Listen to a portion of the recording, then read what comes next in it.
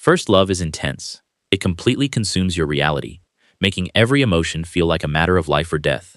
But when a toxic teenage romance twists into absolute malice, first love becomes a bloodbath. Imagine a devoted father who does everything to protect his child, only to be slaughtered in his own home by his teenage daughter and her boyfriend.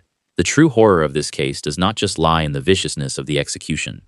It rests in a terrifying cell phone video recorded just 3 days later.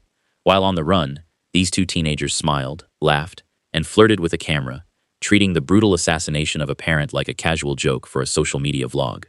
Welcome to Dark Truth Crime. I am your host, and today we are diving deep into 3 of the most chilling cases of teenage malice ever recorded.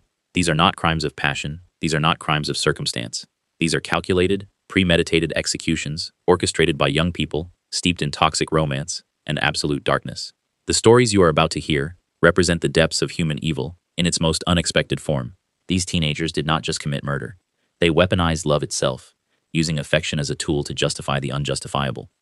If you find yourself gripped by these cases, please subscribe to Dark Truth Crime and hit the notification bell so you never miss an investigation into the darkest corners of true crime. Let us begin. Case 1. The Las Vegas Video Murder. In the spring of 2021, the city of Las Vegas gleamed with the promise of new beginnings. Neon lights reflected off pristine casino windows, and families walked the strip, believing themselves safe within the bright glow of entertainment and commerce. But in a quiet suburban neighborhood, far removed from the glittering casinos, a family was about to experience a nightmare that no amount of security or vigilance could have prevented. 16-year-old Sierra House lived with her father, 45-year-old Daniel House. Their relationship was close. It was real. It was the kind of bond that should have protected her, that should have guided her toward a better future. Daniel was a well-liked, hard-working man who had dedicated his entire existence to raising his daughter properly after her parents divorced. While Sierra's mother pursued her own path, Daniel remained deeply involved in every aspect of his daughter's life. Daniel worked long hours at his job. He came home exhausted, but no matter how tired he was, he made time for Sierra. He helped her with homework. He drove her to school events. He attended her games and performances. He was present in a way that many fathers are not. He provided her with a stable home in a neighborhood where children could play safely. He looked out for her future. He set boundaries designed to protect her from the predatory men who circled teenage girls like sharks, smelling blood in the water. He did everything right, and it still was not enough to save her. 18-year-old Aaron Guerrero was exactly the type of threat Daniel House worked so hard to shield his daughter from. Aaron came from a troubled background. He had limited direction in his life. He drifted from one situation to another, never settling anywhere, never committing to anything except the pursuit of whatever made him feel alive in the moment. When Sierra and Aaron entered into a relationship, their bond instantly became intensely volatile. They isolated themselves from others and fed into each other's worst impulses with the kind of toxic intensity that only teenage romance can produce. They spent hours together in Aaron's car, planning fantasies about escaping their restrictive family situations. They told each other that nobody understood them. They told each other that their love was unique, unprecedented, and worth any sacrifice. They created a world that existed only for the two of them. The teenage romance quickly escalated from typical high school rebellion into a dangerous conspiracy. Sierra and Aaron decided they wanted to escape their families entirely. They wanted a fresh start far away from parental authority and supervision. They hatched a reckless plan to steal cash from their parents, secure a vehicle, and run away together to start a new life in Los Angeles, California. They spent weeks researching routes. They saved money in secret accounts. They told each other that once they reached California, they would be free. Nobody could separate them. Nobody could control them. They would exist in a state of perfect freedom with each other. But their parents caught on to the plot. Aaron's parents and Daniel House communicated with one another. They stepped in. They shut the entire operation down. They confiscated the teenagers' cell phones. They grounded them. They explicitly prohibited them from seeing each other ever again. Daniel House was highly disapproving of Aaron specifically. He recognized that the young man was a dangerous influence on his daughter. He had seen the warning signs. He had noticed how withdrawn Sierra had become. He had observed the secrecy, the late-night conversations, the sudden interest in boys with criminal records and rebellious attitudes. Daniel House was a protective father, making reasonable parental decisions, designed to protect his child from someone who was clearly a threat to her well-being. For a normal teenager, a grounding and a lost phone would be temporary frustrations that would eventually fade. For Sierra and Aaron, it was a declaration of war against their love. In their twisted minds, Sierra and Aaron were star-crossed lovers trapped in a modern tragedy. Daniel House was not a protective father. He was not someone trying to save his daughter from making a terrible mistake. He was the enemy standing in their way. He was the one enforcing the separation. He was the one keeping Sierra locked inside the house. He was the obstacle preventing their perfect escape to California. The teenagers decided that the only way to save their relationship was to permanently eliminate the obstacle. Daniel House had to die. This was not a sudden impulse born from anger or frustration. This was not a crime committed in the heat of an argument or a moment of intense emotion. The decision to murder Sierra's father was born from cold calculation and toxic obsession. The two teenagers spent days discussing it. They talked about how they would do it. They talked about where they would do it. They talked about what would happen after. They reinforced each other's commitment to the plan with messages of absolute devotion. Sierra told Erin that she loved him so much that she was willing to become a murderer for him. She was willing to kill her own father. She was willing to live with the blood on her hands forever. Erin told Sierra that he would do anything to prove his dedication to her, including taking a human life. He would be the one to wield the knife. He would be the one to live with the guilt of the act. He would commit murder to prove his love. This is the essence of toxic romance. This is what happens when two broken teenagers feed each other's darkest impulses without any buffer of rationality, or morality, or conscience. They created an echo chamber where murder seemed reasonable, where killing a parent seemed justified, where the elimination of an obstacle became the highest expression of love. The deadly plan was put into motion on April 8, 2021. Erin ran away from his own home and snuck over to Daniel House's residence, while the father was completely unaware of the lethal trap being set under his own roof. Sierra led her boyfriend inside, and together they ambushed Daniel in his own home on a day that should have been ordinary. The assault was frantic. It was relentless. It was extraordinarily vicious, in a way that suggested both teenagers were fueled by rage and the desire to ensure Daniel could never stand between them again. The teenagers attacked Daniel with knives, inflicting approximately 70 sharp force wounds and cuts across his body. 70 separate instances of blades striking flesh. 70. That number represents the intensity of the violence. That number represents the desperation and the rage. They concentrated their fury on his most vital areas, slashing at his torso and his throat and his extremities, with the kind of violence usually reserved for soldiers in combat or serial killers, driven by profound psychological disorder. Daniel fought desperately to survive the betrayal. He was a strong man, and he refused to die without a fight. He struggled against his daughter and her boyfriend with the kind of primal determination that comes from the human body's instinct to survive. He left deep defensive wounds on his hands and arms as he tried to wrestle the blades away from the two people attacking him. He tried to protect himself. He tried to overpower them. But he was ultimately overpowered.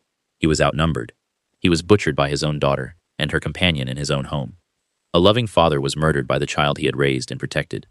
With Daniel dead on the floor of his own home, the teenage killers immediately shifted to covering up the bloodbath. They stripped Daniel of his bank cards. They set out to gather supplies to erase the evidence of their crime. The couple left the house and drove to a local Home Depot. Store security cameras explicitly captured Erin walking through the aisles casually purchasing a circular saw. He grabbed extra saw blades. He selected heavy-duty bleach. He picked up lighter fluid. He chose disposable gloves. He took drop cloths. All the tools necessary to dismember and destroy a human body. All the supplies you would need if you decided to erase the physical evidence of a murder. While Erin bought the tools for destruction, automated teller machine surveillance footage caught Sierra using her dead father's debit cards at multiple locations throughout the city. In total, the couple withdrew $1,300 in cash from Daniel's accounts. $1,300 to fund their escape. But this was not careful planning.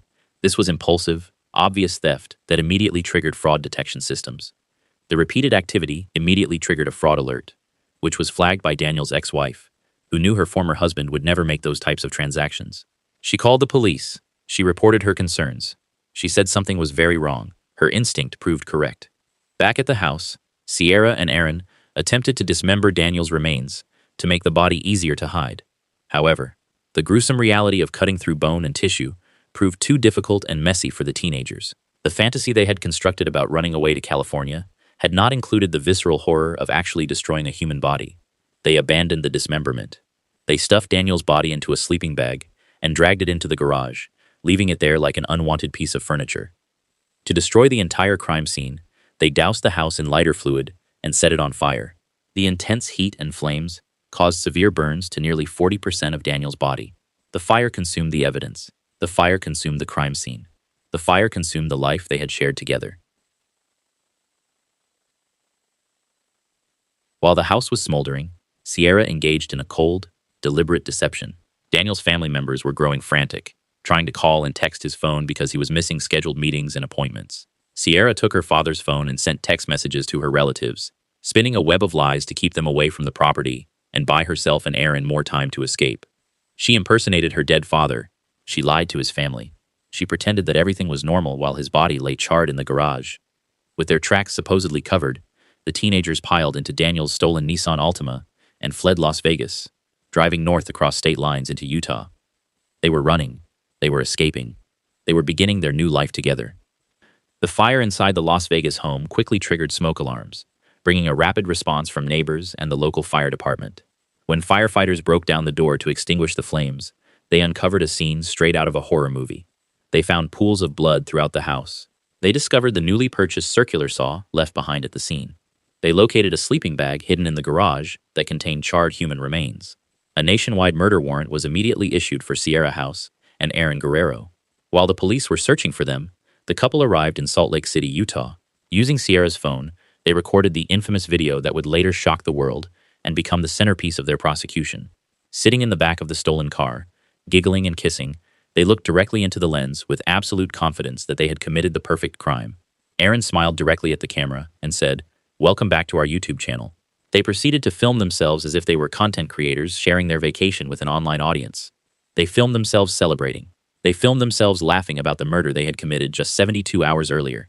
3 days after murdering somebody, they showed absolutely zero remorse. They treated the slaughter of a loving father like an online punchline.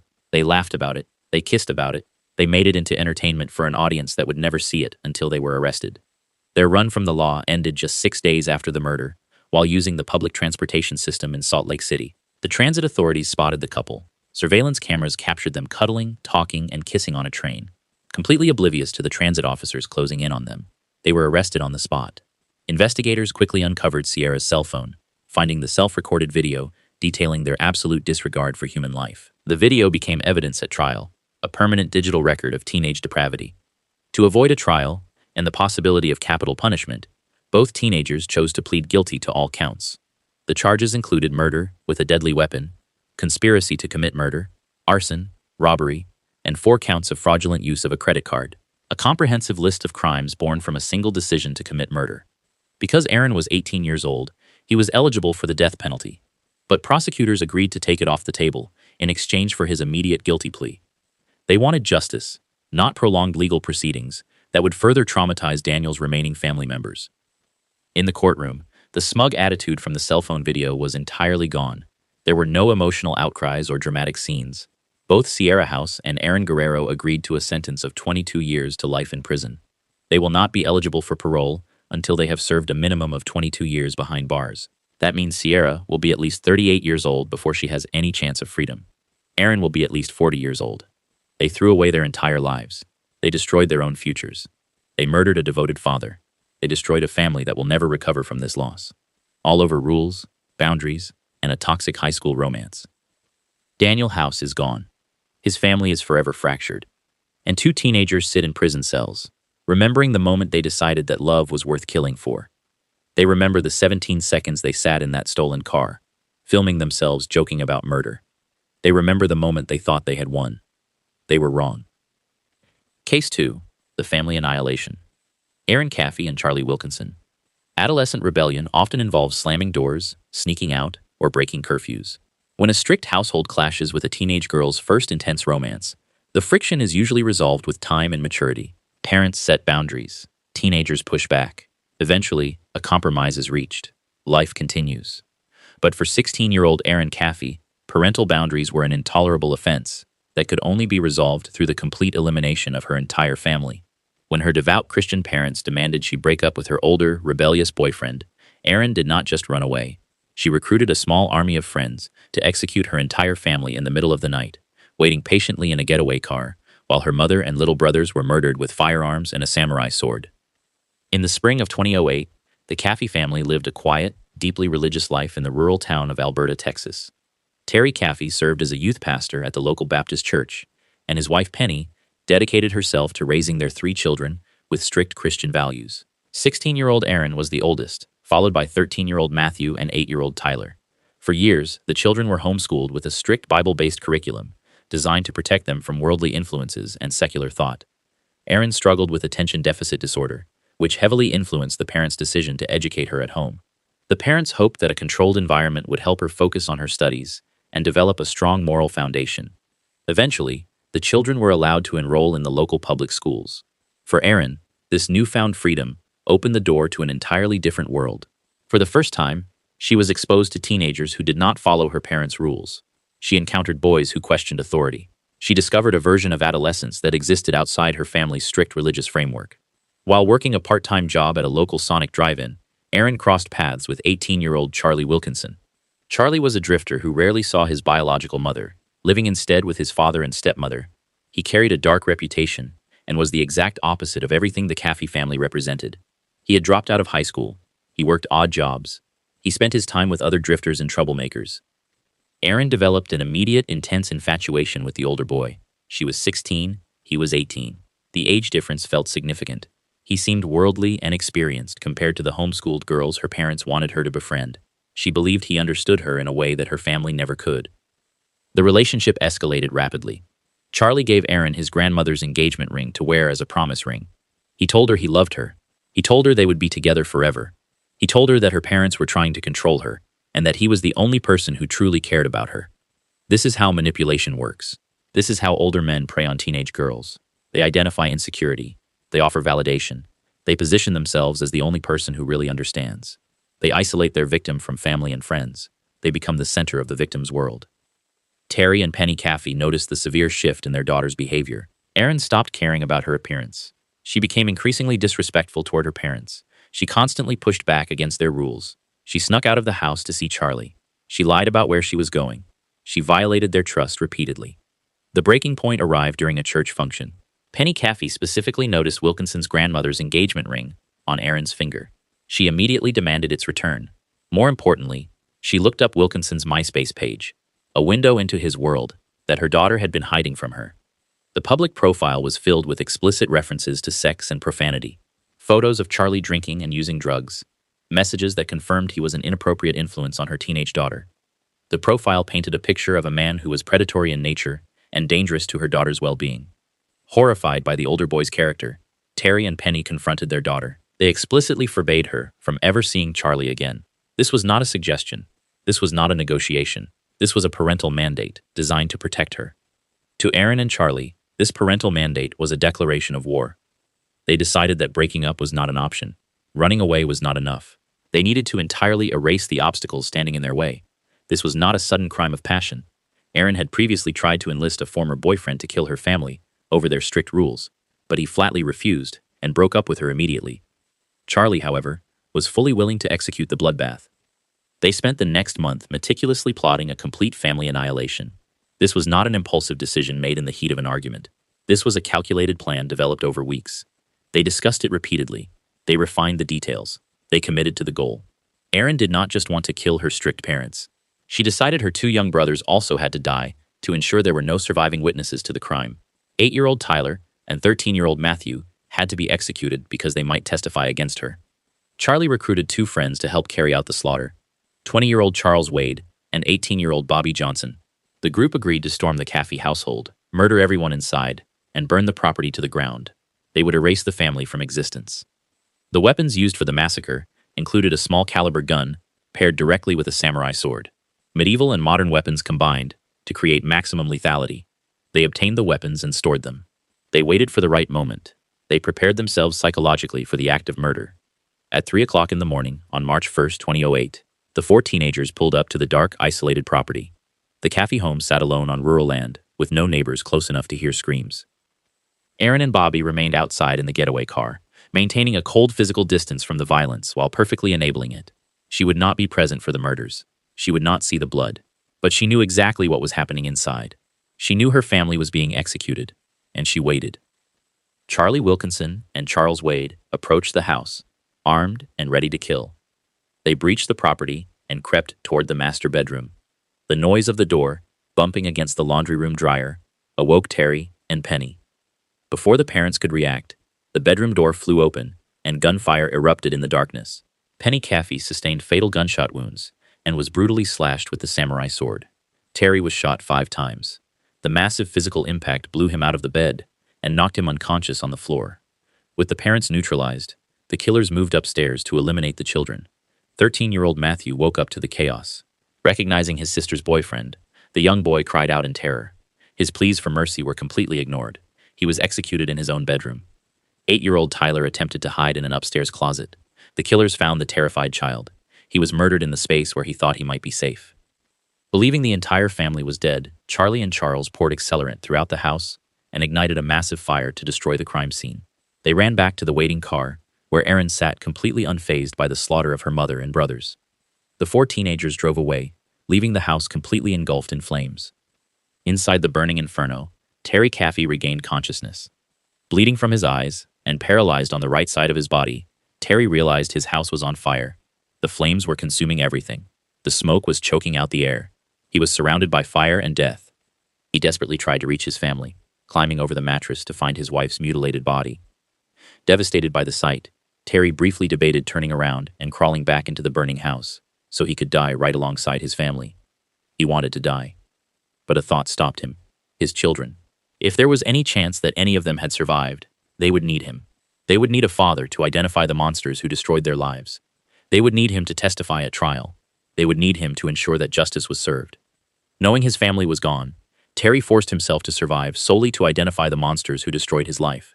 He dragged himself to the bathroom, pushed his battered body through a small window, and fell onto the grass outside, bleeding out from 5 gunshot wounds. Terry crawled exactly 300 yards through the pitch-black woods to reach his nearest neighbor, leaving a bloody trail the entire way. His body was screaming. His mind was breaking. But his will to survive was absolute. When he finally reached safety, he told his neighbors to call for help and explicitly identified Charlie Wilkinson as the shooter. Law enforcement and fire departments swarmed the burning property. The home was completely reduced to ash, and the charred remains of Penny, Matthew, and Tyler were discovered inside the debris. Based on Terry's dying declaration, a massive manhunt was immediately launched for Charlie Wilkinson. The teenager's escape lasted less than 24 hours. Authorities tracked the group to a mobile home owned by Charles Wade. They surrounded the trailer and took all 4 suspects into custody on the exact same day as the killings. While Terry Caffey was recovering from his severe gunshot wounds in the hospital, Chief Deputy Sheriff Carl Fisher recorded their conversation. When Fisher informed Terry that his daughter's involvement was grave, the audio captured Terry emitting a heartbreaking, blood-curdling howl of utter horror. In the immediate aftermath of the massacre, Terry admitted he was furious with God. He completely lost his faith. He actively planned to commit suicide before eventually finding the strength to go on. Once inside the interrogation rooms, the loyalties between the teenagers fractured. Charlie Wilkinson explicitly confessed to the murders, stating plainly, "I intended to kill them because I thought I was in love." He detailed how he and Charles Wade carried out the executions, while Erin waited outside.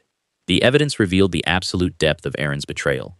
She was the mastermind who coordinated the layout of the house. She commanded the execution of her own little brothers. She sat calmly in a car while her family was murdered. Even though she was only 16, prosecutors ensured Erin was immediately charged as an adult. She was held in the Hopkins County Jail, with a massive bond set at $1.5 million. The physical evidence and the explicit confessions painted a horrifying picture of premeditated mass murder. Faced with the reality of a trial, the teenagers realized they had no defense. All 4 defendants pleaded guilty to avoid the death penalty. Terry Caffey actively shocked prosecutors by protesting against the death penalty for his family's slaughterers. He stated, "I couldn't understand why I was doing this, because they took my family's life, and I was trying to save their lives." He chose to find a path of healing rather than vengeance. He stated he wanted the killers to wake up every day and think about what they took. The sentencing phase permanently locked the killers away. Charlie Wilkinson and Charles Wade were both convicted of capital murder and sentenced to life in prison, without the possibility of parole. They will die behind bars. Bobby Johnson, the getaway driver, received a sentence of 40 years in state prison. Because Erin Caffey was 16 years old at the time of the crime, she avoided a mandatory life sentence without parole. She was convicted of murder and sentenced to 2 consecutive life terms, making her eligible for parole only after serving 43 years, when she will be 59 years old. Terry Caffey made a miraculous physical recovery. He turned his immense tragedy into a ministry. He now travels the country speaking at prisons, schools, and churches, sharing his story of survival and forgiveness.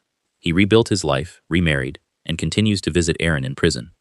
The Caffey family murders remain a chilling testament to the absolute destruction caused by adolescent entitlement. A teenage girl decided to wipe out her entire family, orchestrating an unforgettable bloodbath simply because she was told she could not see her boyfriend. Case 3. The Satanic Torture Murder. Christa Pike and Tadaryl Shipp. Teenage jealousy is a universal experience. It sparks bitter arguments, petty rumors, and broken hearts.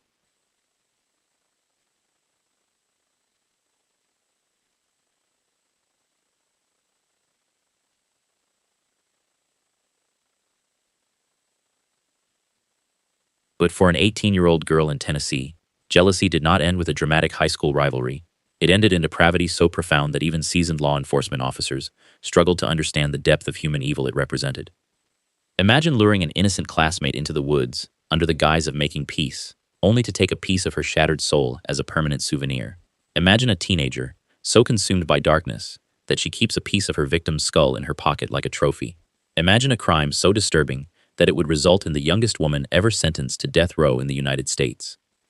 The story of Christa Pike and Tadaryl Shipp is a descent into pure, unadulterated evil, fueled by adolescent insecurity and a deeply twisted obsession with darkness and satanic imagery.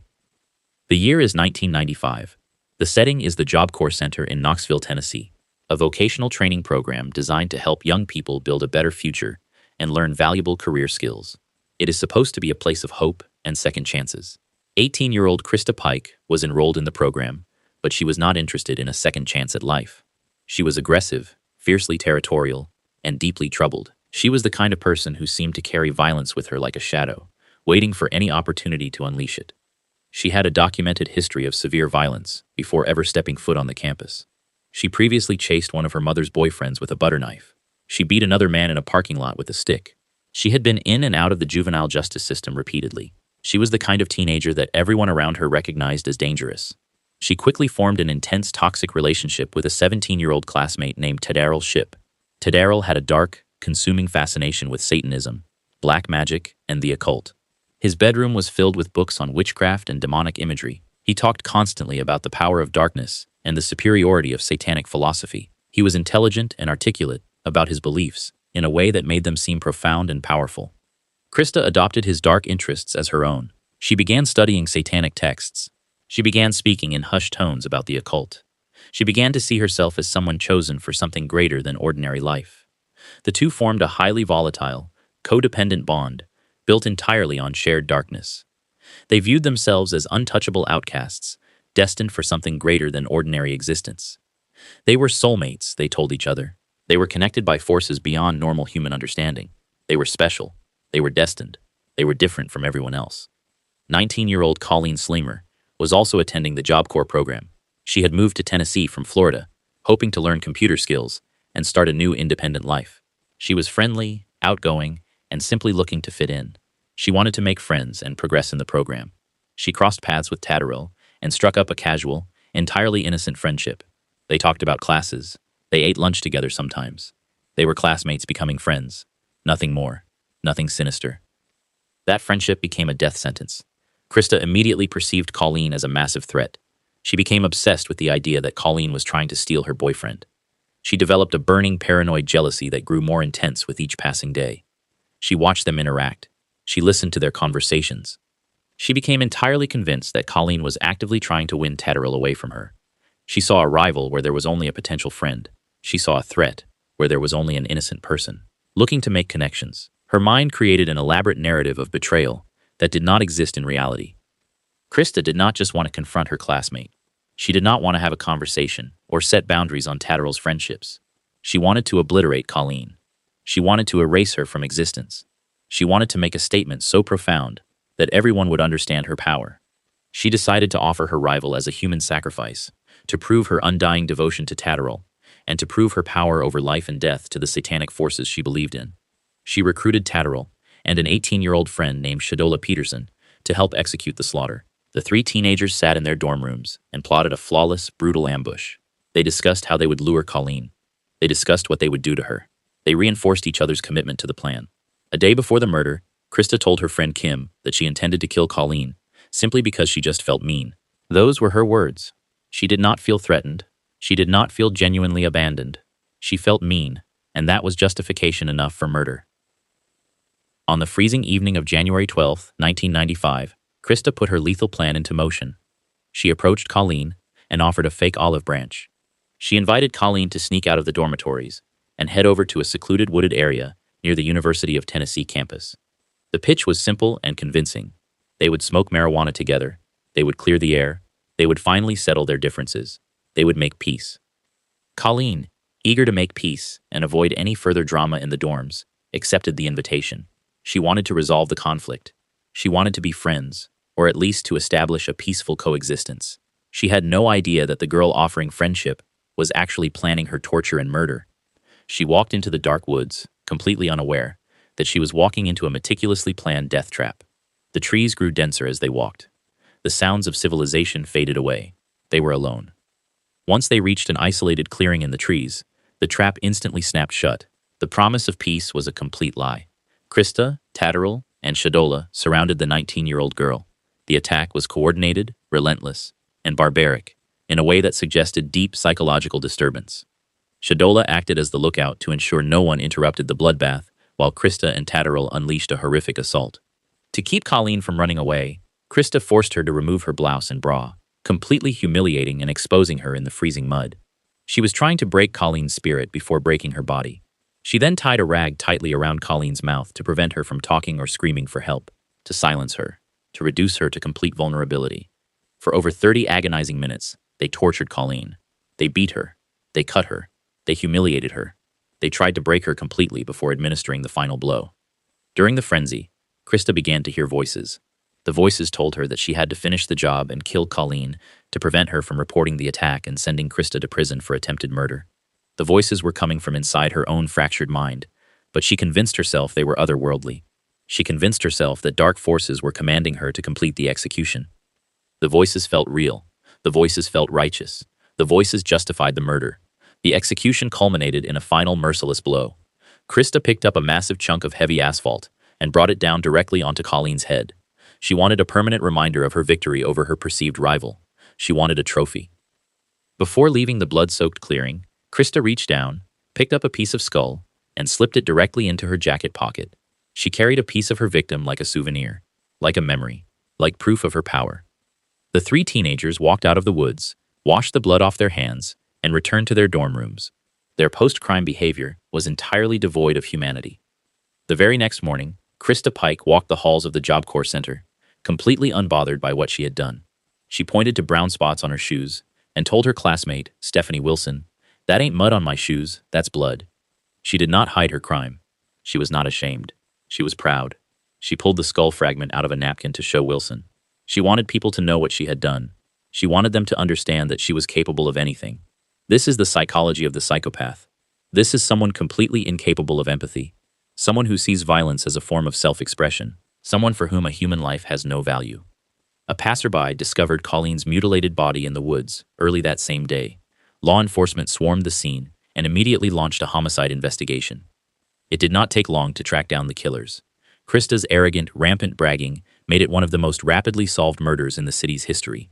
Within 36 hours of the execution, police swarmed the Job Corps Center and arrested Christa, Tadaryl, and Shadola. When investigators searched Christa, they found the piece of Colleen's skull still in her possession. The physical evidence of her crime was literally in her pocket. Once inside the interrogation rooms, the dark loyalty that bound the trio together completely evaporated. Shadola Peterson folded immediately. She turned state's evidence and testified against her friends to save her own life. In exchange for her full cooperation, she pleaded guilty to being an accessory after the fact and received a sentence of just 6 years of probation. She walked out of the courthouse a free woman. Christa and Tadaryl faced the absolute full weight of the justice system. During the trial, the gruesome details of the torture session and the satanic carvings found at the scene were laid bare for the jury. The evidence was overwhelming. The testimony was damning. Tadaryl Shipp was found guilty of both first-degree murder and conspiracy. The judge explicitly described him as a dangerous individual and imposed a consecutive 25-year sentence for the conspiracy charge on top of his life sentence. This deliberate legal effort ensured he would not be eligible for parole until his late 40s or early 50s. He remains incarcerated to this day. Christa Pike faced the ultimate consequence. The jury found that 3 specific statutory aggravating circumstances under Tennessee law heavily outweighed any mitigating factors, legally securing her death sentence. She was found guilty of first-degree murder and conspiracy to commit murder. The judge handed down the death penalty. At just 20 years old, Christa Pike became the youngest woman on death row in the United States. She remains the only woman on Tennessee's death row. Christa Pike's execution date has been officially set for September 30th, 2026. She will be executed by lethal injection in just months from this very moment. She will pay the ultimate price for her obsession with darkness and her need to prove her power through violence. Colleen Slemur lost her life over a petty, completely fabricated high school rivalry. Her life was stolen by someone whose mind was consumed by darkness and jealousy. The case of Christa Pike stands as a horrifying testament to the absolute depths of teenage depravity, forever anchoring the memory of an innocent girl's life to a chunk of asphalt and a piece of stolen bone. From the girl who filmed herself joking about murder just 3 days after killing her father, to the teenager who orchestrated the complete annihilation of her entire family, to the woman who carried her victim's skull in her pocket as a trophy, these stories represent the ultimate corruption of innocence. They are the children who became monsters. They are the lovers who turned lethal. Their crimes leave a permanent scar on our understanding of human nature and the capacity for evil that exists even in the youngest members of our society. They are without question among the most evil teenage killers imprisoned today. If you found this deep research investigation into these shocking cases compelling, please hit the subscribe button to Dark Truth Crime and turn on notifications so you never miss a documentary into the darkest corners of true crime. Share your thoughts on these stories in the comments below. Which case disturbed you the most? What do you think about the sentences these offenders received? Do you believe in rehabilitation for teenage killers, or should they spend the rest of their lives behind bars? These are the questions that haunt us. These are the cases that remind us that evil does not discriminate by age. Thank you for watching Dark Truth Crime. Stay dark, stay informed, and remember that behind every crime is a victim whose life was forever changed.